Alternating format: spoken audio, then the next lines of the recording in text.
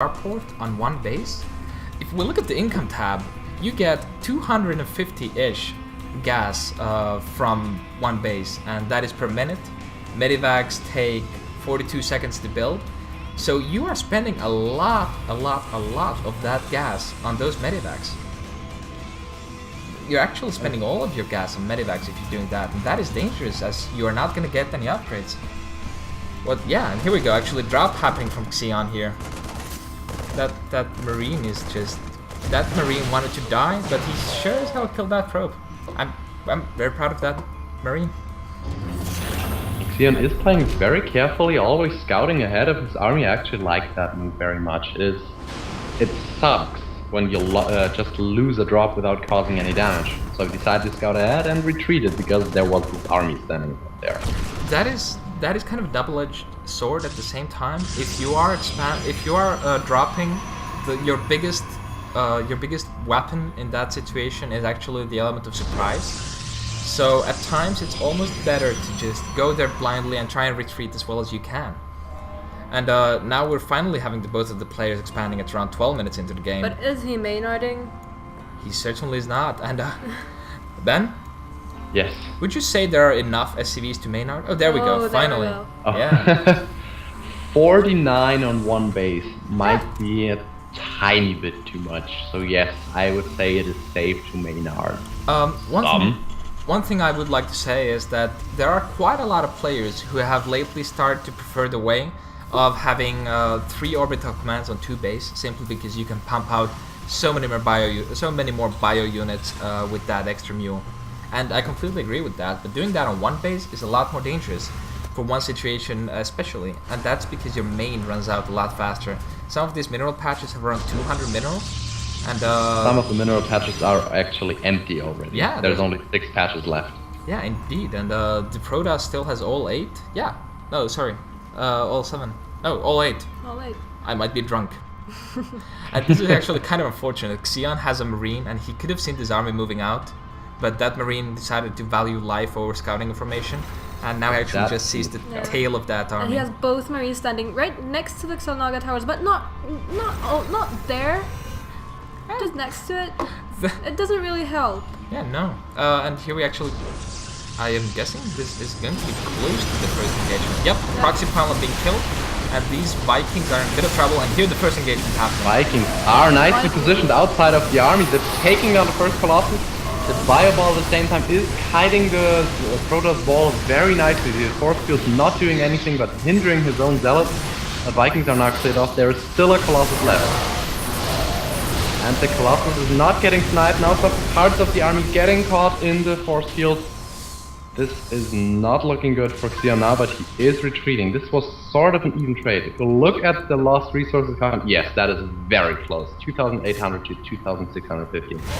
You know what was the deciding factor of that? This game, I can tell you already, this game could have ended at that point. But there was one very crucial thing. Extended thermal lance was around 20 seconds from finishing. That was crucial. Those Colossi would have gotten a lot more hits out during that time. And here we go, actually, drop from Xionn happening, and 3 Marauders and Marine killing some probes here. Zealots are being in immediately, but Xionn is hiding those very nicely, barely taking any damage, and the medivac killing on top of that. He is taking out those Zealots and probes. That is one Zealot at a time. That's a Master Micro. This is where you can see that Xionn is worthy of his master title. All of the probes died. Let's actually look at the units, like the workers kill count. 16 to 1. There is actually one guard traumatized surviving probe. And here we go, another engagement going on at the top. Very nice force fields. Those are very nice indeed, but the Vikings are taking down the Colossi, and the Colossi are all down. There's too many Marauders left. Not looking good for Tails. Marauders are going to town on those Stalkers, and that is not looking easy for Stop. Immortal getting sniped down, and the Protoss army is dead. Nothing left standing, and the GG is being called from Tails.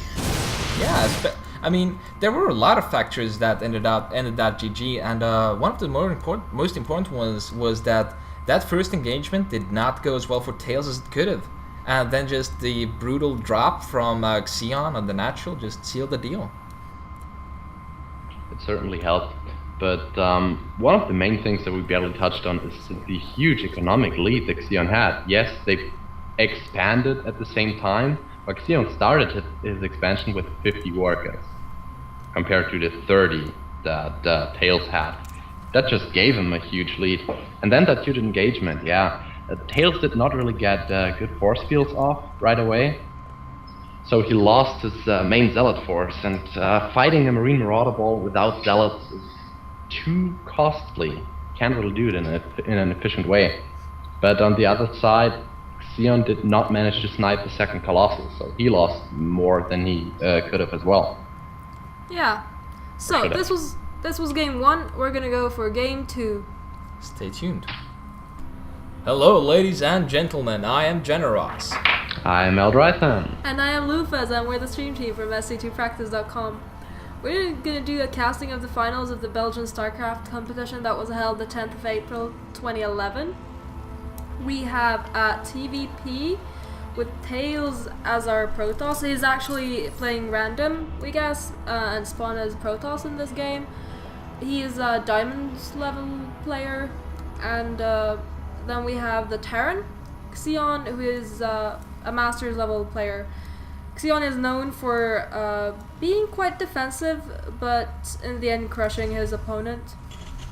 We don't have that much information of Tails.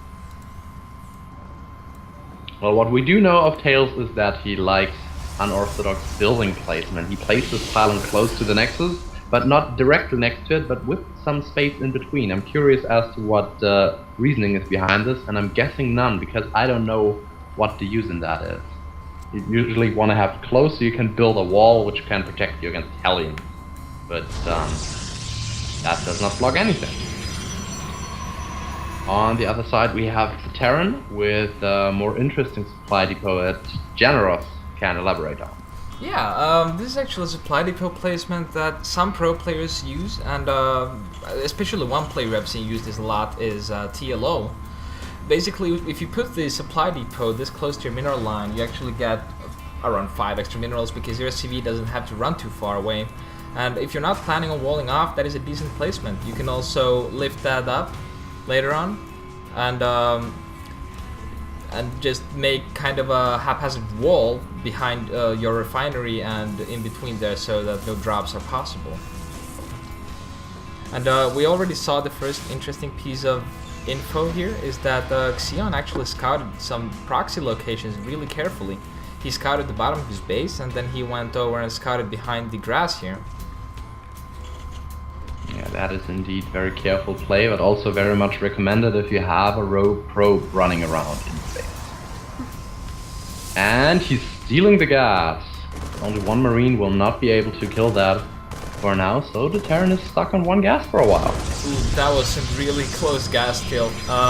He actually tried to put it down first, but it didn't place, and then just before the last hit from the Marine, actually the assimilator went down. There are a couple of reasons why you want to gas steal against a Terran. One reason is if you're going for a fast expand build, doing that gas steal is really effective in the way that that actually delays cloaked banshees by quite a lot, meaning that you're safe against them. And then, do you want to know another reason why it's good for Protoss to gas steal? Oh, do tell me, but Banshees is enough reason for me. Banshees are awful to play against. Well, take a look at the HP of the refinery. Now compare that to one of the assimilator. Well, that is impressive. Yeah. 900 effective hit points. I did not know that. Yeah. That is a lot more than the refinery. It sure is. It sure is. Yeah, and Xionn actually going for a fast command center here. And he's also pumping out marauders, and he's getting a concussive shell, which is usually an indicator of delaying the factory and an indicator of no Banshee play to come. We actually have the first minor confrontation going. Oh yeah, no. I'm guessing shell you're is already in place. I'm guessing you're a tiny bit ahead of me, but here we go, and engagement is gonna go down. That Zealot is getting a hit. And this is some brilliant biomicro from Xionn, taking a minimal amount of hits from that Zealot, which is actually the thing that does a bit more damage at this point.